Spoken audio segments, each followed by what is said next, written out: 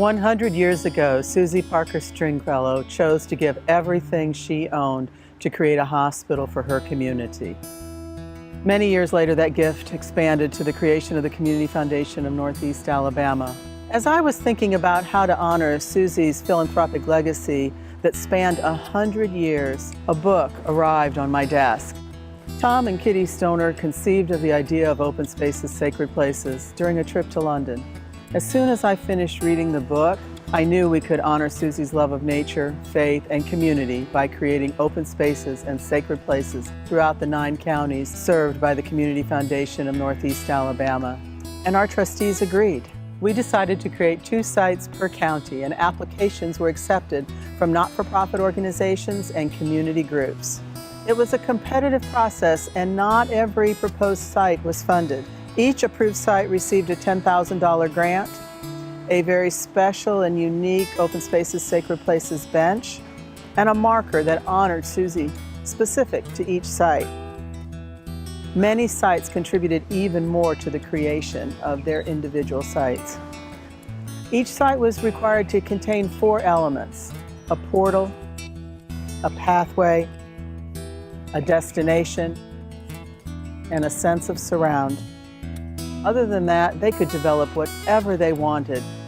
Each site was required to have an anchor institution committed to the ongoing maintenance of the space. And the Community Foundation is committed to providing an additional $10,000 grant every 10 years to each site for the refurbishment and the maintenance and the upgrade of the sites.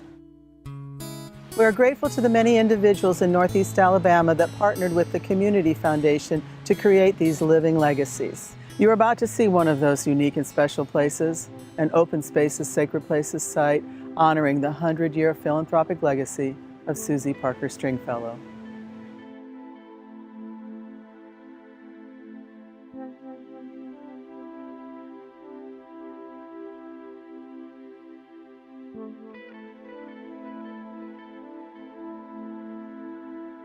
Well, this is a very, very unique open space sacred place. Out of the spaces that we have, this space offers local animal enthusiasts an opportunity to bring their dogs to the park and to have a safe and open environment where they can actually run and exercise in the comfort of an enclosed area. Our Cahoga Creek Park is a kind of the cornerstone of our ecotourism for the city of Heflin. We've got our beautiful lake out here that you can kayak on, fish.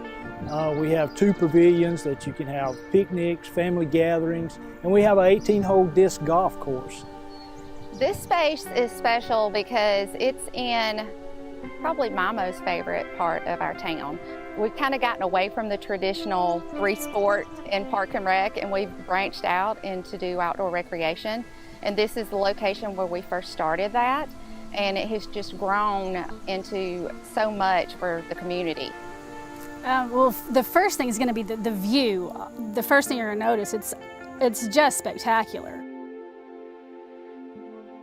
And as you can continue walking towards where the hiking and stuff is, there's more water, so you can see even more views, and it's nice. And so there's a great way you can have the dog in the run, and you can also take your dogs for an extended hike as well.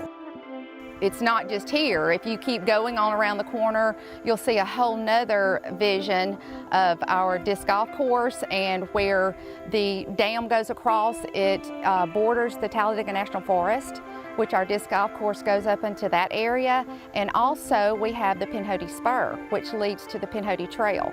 So there's so many opportunities in this location for our community. It's wonderful. It's a wonderful park, and now it's just 100 times better. Sometimes you have to give people a location. They don't just always go to escape to nature on their own.